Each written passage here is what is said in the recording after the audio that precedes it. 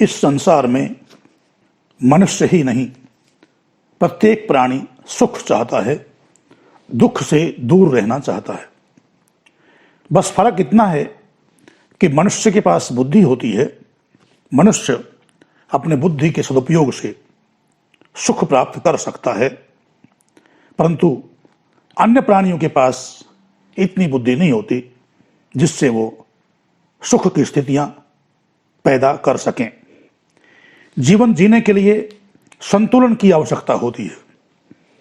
संतुलन बिगाड़ने के लिए मनुष्य के सामने अनेक प्रकार की परिस्थितियां प्रतिदिन आती हैं।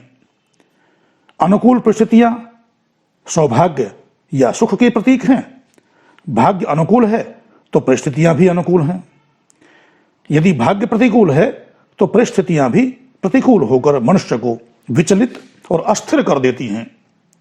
भाग्य भी स्वयं मनुष्य के ही द्वारा किए जाने वाले कर्मों से बनता है।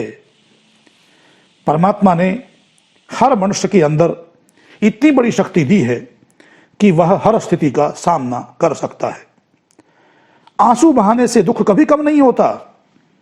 यदि रो रो कर मनुष्य के दुख दूर हो जाएं तो यह सरल है, परंतु रोते रहने से कोई दुख नहीं भागता और कोई भी प्रतिकूल परिस्थिति भी रोते रहने से दूर नहीं होती। उसका सामना करना पड़ता है, उसका समाधान निकालना पड़ता है।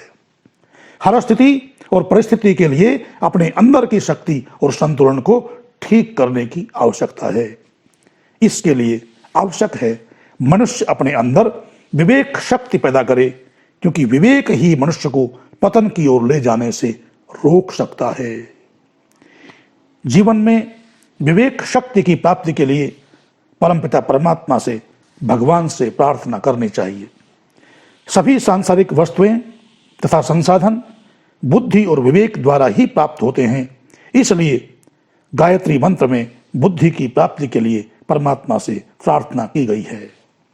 गायत्री मंत्र के निरंतर जाप तथा प्राणायाम के अभ्यास से बुद्धि और विवेक शक्ति की वृद्धि होती है।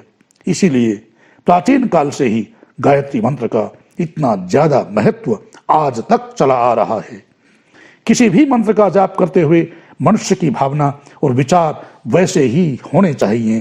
तज्जपस तदर्थ भावनम, योग दर्शन में ऐसा कहा गया है। जाप के साथ साथ मंत्र के अर्थ का भी ज्ञान होना अत्यंत आवश्यक है। अर्थ को जाने बिना मंत्र के जाप का कोई लाभ नहीं है। इति ओम सम।